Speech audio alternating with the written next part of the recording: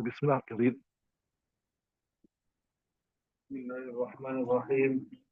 والتسبيح والوضوء سنة عندنا وكل الشافعي والتوحيد على تفسير وجوهكم الآيات والفاء ولنا أن كان في مكتوب المذكورة فيها حرف الواو وهي للمطلق الجمع بإسماء أهل اللغة فتقتضي إعقاب غسل الجملة أحياء وبداية ميامن فضيلة لقوله عليه السلام إن الله يحب التيامن في كل شيء حتى التنعل والترجل. Okay, Bismillahir Rahmanir Rahim.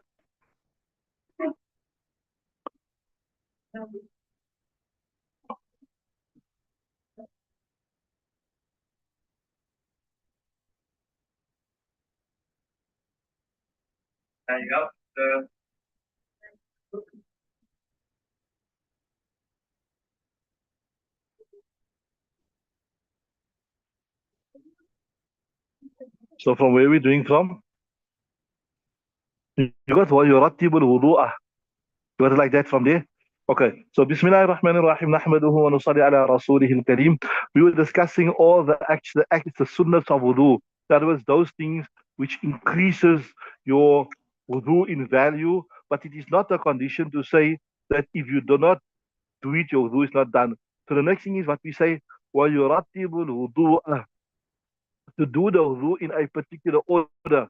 So hypothetically, if you reverse the order, see Allah Ta'ala says in the Quran, Ya ayyuhalladhina amanu idha qumtum ila salati faghsilu wujuhakum, wash your face, wa aydiyakum, then your arms, wamsahu bi ru'usikum, make massage of your head, wa right wa arjulakum ila al-ka'bayn, then your feet. So that is the order of the four broader things. So it is good to keep it in that order, but it is not necessary. It is not farz. And this is a lesson in usul al-fiqh, which you done, mashallah, you also usuli. So he's saying, وَيُرَتِّبُ الْوُضُوءَ, he will give tartib. Or you can say the other كده, وَتَرْتِيبُ الْوُضُوء. وَتَرْتِيبُ الْوُضُوء لَيْسَ بِفَرْضٍ لكن هو سنة, right? So, فَيَبْدَأُ بِمَا بَدَأَ اللَّهُ تَعَالَى بِذِكْرِهِ. So he will begin, يعني the متوضئ المتوضئ يبدأ he will start with what Allah Ta'ala starts. What Allah Ta'ala starts with, يا أيها الذين آمنوا إذا قمتم إلى الصلاة فاغسلوا وجوهكم. You will wash your face first, right? So now he's speaking here only about like the farais. Obviously, if you're going to add the sunnah in, then there's also a place for the sunnah that you must do. That you will do, inshallah, if you want more details with regard to sunnah, etc. You have to look at the more detailed kitabs. But here he's basically giving you the tartib of what? Of the farais. So, so this shows you now, if you understood this, if a person went and he washed his feet first, and then he washed his face, then he made masa, is his wudu done? Is his wudu done? Yes, it's done. But he deprived himself of some important reward because he reversed the order, right? So, فَيَبْدَأُ بِمَا بَدَأَ اللَّهُ تَعَالَى بِذِكْرِهِ. He will start that which Allah Ta'ala started it first, right? Then you got wabit tayamuni also there. Huh? Wabil mayamini. Wabil. And then also you must start with the right. So this is interesting. Anything which is, so to say, good, which is positive, all of that you must do with the right. Like when you're giving somebody something, you're entering the masjid, you're entering the madrasa, you're turning the pages of the Quran, you're turning the pages of the kitab also, all of that should be done with the right hand. So because, and things which are, so to say, negative, like you go to the toilet to make istinja, you enter the toilet is a negative thing, you need to scratch somewhere in an awkward position. Did you scratch with your left hand, right? You need to cross dirty water or something that's najis, etc. Then you do it with your left hand. You do it with your left foot, etc. Are you with me? So, see, what tartibu fil wudu'i sunnatun indana, that to do your farais, obviously in this order is sunnat. And then obviously if you are adding the other sunnat, like, gargling, your nose, the swat, etc., etc. Then to maintain that order will also be sunnah. You understand what I'm saying? Right? So like we say first you must say Bismillah, then you wash your hands, then you cleanse your mouth, then you actually wash your hands, make miswak, then you do your mouth, then you do your nose, right, etc. So that order, following that order, there will also be sunnah. Are you with me, right? So, وَإِنَّ الشَّافِعِيِّ فَرْضٌ. Interesting. According to Imam Shafi, it is farz. You have to say first, face, hands, etc. لقوله تعالى. Why he says, look here, Allah Ta'ala has mentioned this as a specific order in the Quran. And what he's saying is, Allah Ta'ala never mentioned this order for fun. Allah Ta'ala arranged it in a special order. So if you want that order, if you want to do it, you have to also do it.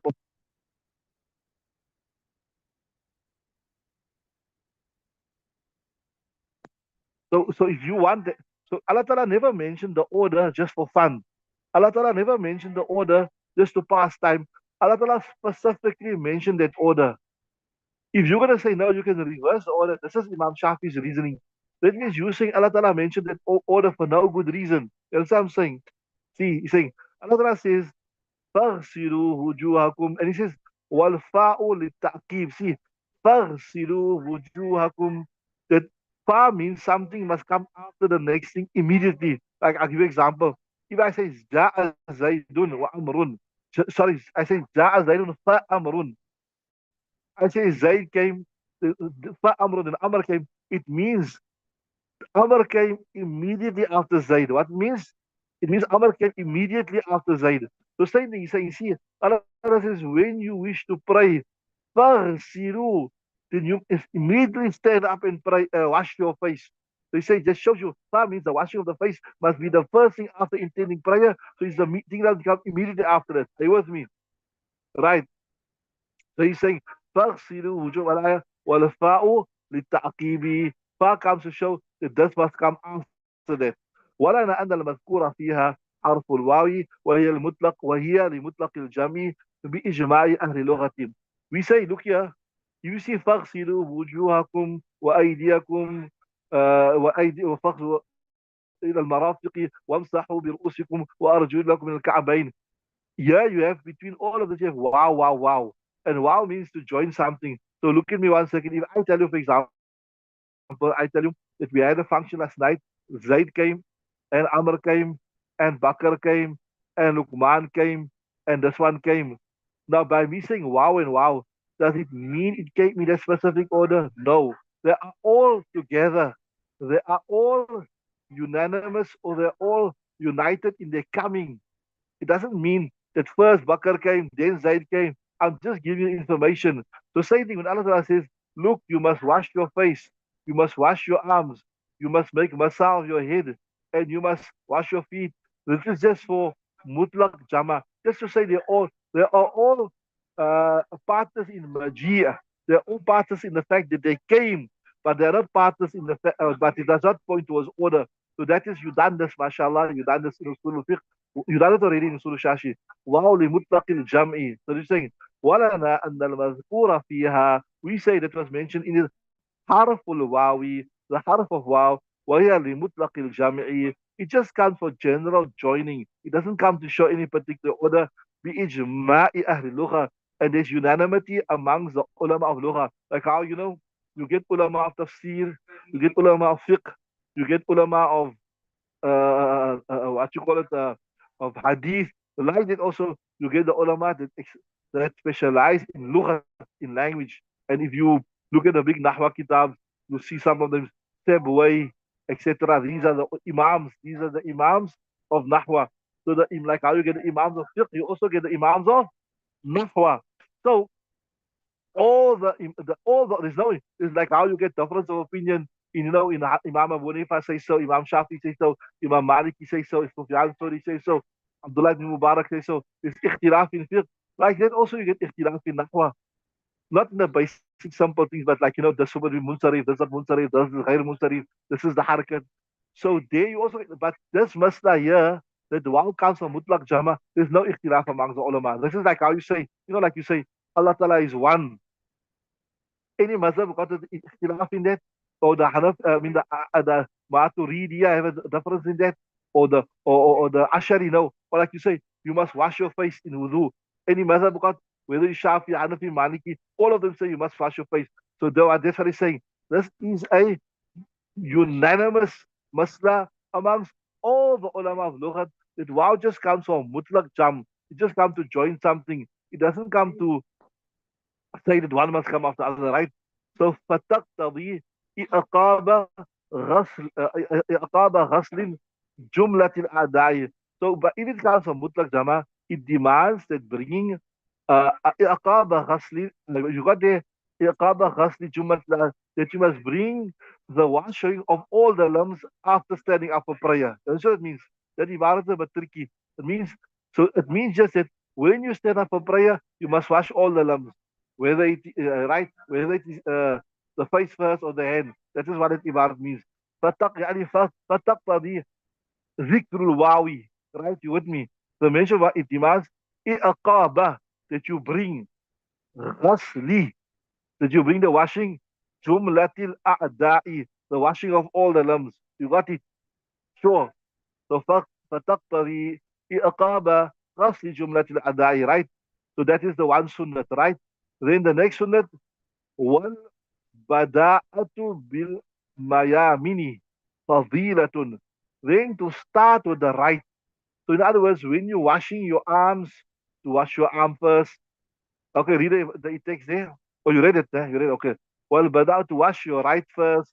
Fadilatun, it is a special virtue. Like, and I expanded upon this earlier. Anything which is positive, you do with the right, right? When you start, you dishing out something, you start to the right, or somebody say, Kabbir, Kabbir, start to the elder. Why?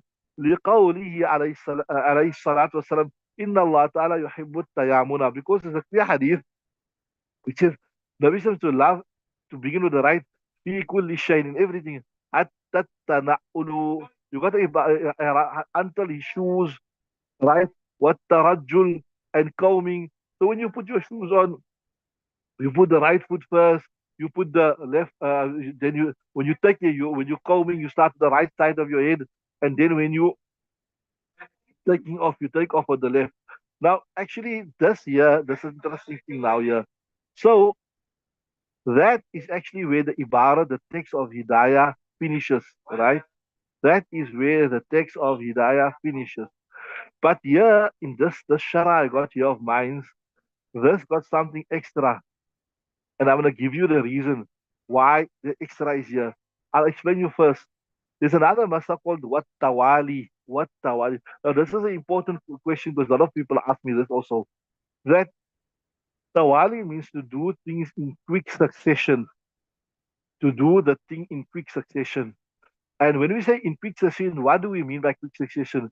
That you must wash the next lump before the previous lump dries. Right. So I'll give you an example to understand this first now. You are making wudu. You are making wudu, and your mother called you in between, or your wife called you in between. She said, "Come and help me with the pot here quickly." And you know, if you don't help your wife with the pot, you're gonna get it. You're gonna get a tapparkainge. You're gonna get a shot. So you stopped and you went to help her, and you came back. And when you came back, maybe you washed your face so far, so your face was dry. Is it necessary to start again your wudu afresh? So this comes under Masa of Tawali. A lot of people ask this question also. It comes under this here. They say, Mufti, we made, we needed a far ghusl or whatever, and we bath everything, and then we forgot to rinse our mouth. So 1 hour later, we realized, we remembered, we never rinse our mouth, and we never rinse our nose. Is it necessary to do the whole ghusl again? Is it necessary to do the wudu again? Or can I just, in fact, somebody asked me this question last week, one Molana asked me this question. So is it necessary for me to redo the whole ghusl? Is it necessary for me to redo the whole wudu? Or can I just now gargle my mouth and write? So the other madhabs are but rigid with this. They are strict. If I remember correctly, the Maliki madhab, etc., they said that, you must wash the next lump before the other lump dries. In the Hanafi madhab, it's not so rigid. If you made half a wudu and you came back 2 hours later and you made the rest of the wudu, that's done. Or you bathe You made wudu, or you wash your whole body, you never wash your mouth, or you never wash your nose, and you came back at a later stage, and then you wash your mouth, you wash your nose, we say no problem, your wudu is done, your ghusl is done, etc. Right?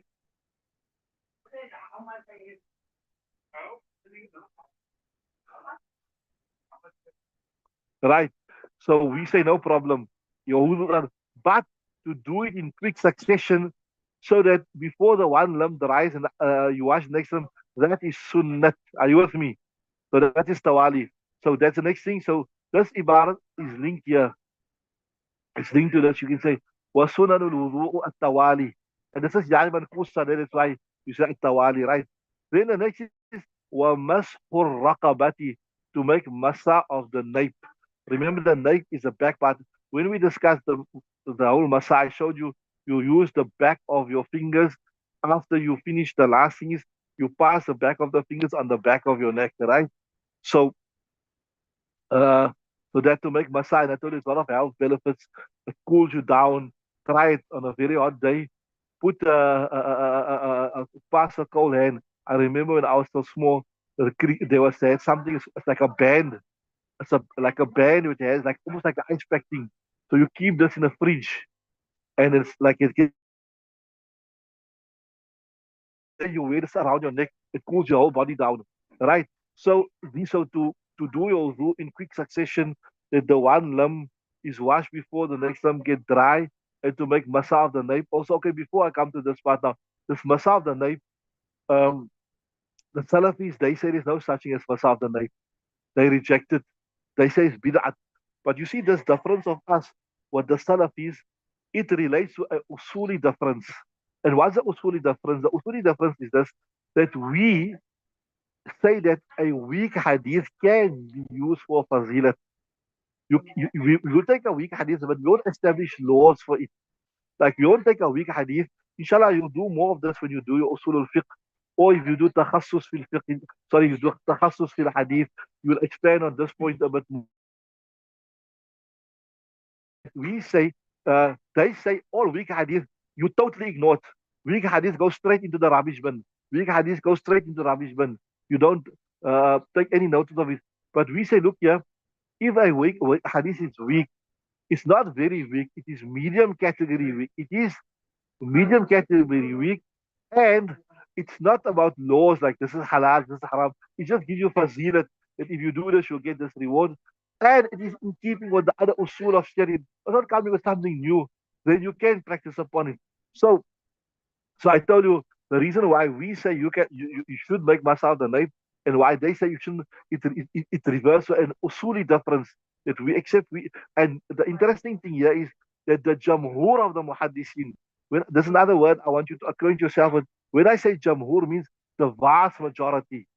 So the jamhur of the muhaddithin of the Ahl Sunnah wal Jama'ah, the vast majority, they say that a weak hadith can be used for fazilah. A weak. That is why also we have the difference of opinion. Like now we get coming up the 15th of Shaban, we say there is fazilah for it, right? So because it's a weak hadith, we're not establishing any law with it. We're just saying it's a blessed night. So we say you can establish the virtue of this night. It's a weak hadith. It's not very, very weak. It is mutawassit da'f. It's a middle category of weakness. So we establish that's why if you go to the Arab world, if you go to any of the GCC countries, Gulf Cooperation is Saudi, you go to Qatar, you go to Bahrain, all of they don't have nothing on the my sister-in-law, she also lives in Qatar, she's a teacher there. So I asked her, 15th of Shaban, anything? They say normal night. What is it? Normal night. And there's the same thing I told you, this because this relates to do this fact here that they don't accept weak hadith. They say a weak hadith is as good as a mawdu' hadith as the fabricate.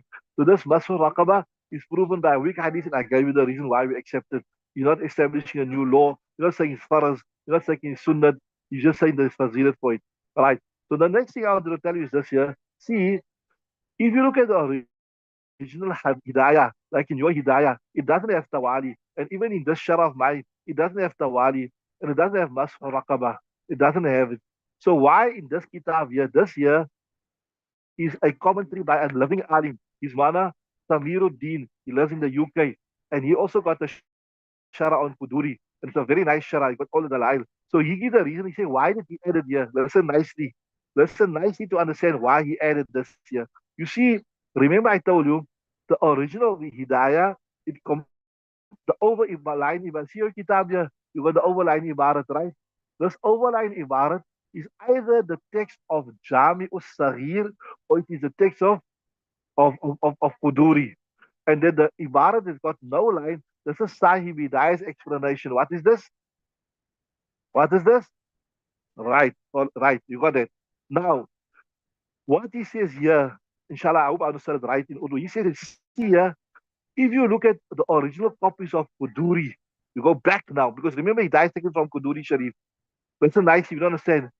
Some copies of Quduri has got Tawali and Masul Raqaba as part of the Sunnah. And some copies of Quduri don't have it. Some copies of Quduri have it and some copies don't have it. So probably Sahib Hidayah, his copy of Quduri never have it. That's why he don't have it under Quduri's Ibarat. So he says some copies of Quduri does have it. So based on the fact that he found some copies of Quduri, he does have it in. That's why he added it. Right. Now, just another thing I want to mention to you. I told you some copies of Quduri got it, some copies of Quduri don't have it. You tell me now, how can one kitab differ from another kitab? How does this happen? Remember, I'll explain you this. Remember, in previous days, there was no printing press. You know, a person don't write a book and you go publish the book and you go to the printing press. Like now today, you write a book, you go to you double check it, you triple check it, you go to the printing press, they print it for you free of charge and they give it whatever, like how them. That's not how it was. In the previous days, this is how it worked. A person writes a kitab, then he teaches the kitab to his students, and each one writes it down, right? And that person teaches to somebody else, and he writes it down.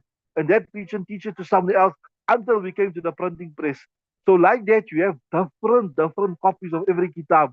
That's why if you look at every kitab when you read in the beginning, they tell you this is Bukhari Sharif from this student of Imam Bukhari.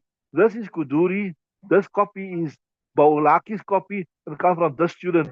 So it could be at one time when the Ustad taught the book, he mentioned the Tawali and he mentioned the Masurakaba. Or it could be that one time when he taught it, he never mentioned it. Or it could be that maybe one student, when he forgot to write it in. You understand what I'm saying? So that is why when the ulama publish books, they try to get as many as possible of the written manuscripts, and then they author the book. So yeah, Mulana Samiruddin from UK, he added this in, and I gave you the reason. He's saying that some copies of Quduri does have this. So if it is in Quduri and Hidayah Sharif, obviously the original text is from Quduri Sharif, so it means this is supposed to be here. It is supposed to be here. So that is why he added it. Right. Okay, I see time is up. You stop there. We shall continue tomorrow, inshallah. Tomorrow is Friday. Times are slightly different. We'll announce it. Subhanallah wa bihamdihi. Subhanakallah wa bihamdik wa nashhadu wa la ilaha illa anta nastaghfiruka. I hope that all makes sense with you what I explained to you. I'll ask you this